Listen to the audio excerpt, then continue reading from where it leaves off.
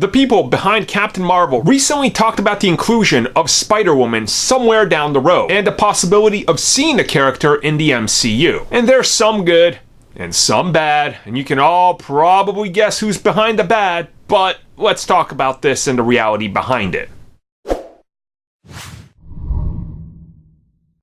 So Captain Marvel in the comics, she's had multiple long-running friendships with many characters. Spider-Woman happens to be one of these. Now, Spider-Woman is an interesting character because of the Spider-Woman name, but she has no connection to any of the Spider people. It's a little confusing, that's comics for you, but just go with it, right? So when it comes to that, we know that she's one of these characters that's tied up with Sony. So recently, when the producers of Captain Marvel were talking about the fact of characters they wanted to include, they brought up Spider-Woman. But they said, essentially, it all came down to lawyers and paperwork and things that are behind the scenes that's way above them, that they can't really mess with, and that character is kind of off limits. And that is due to Sony, right?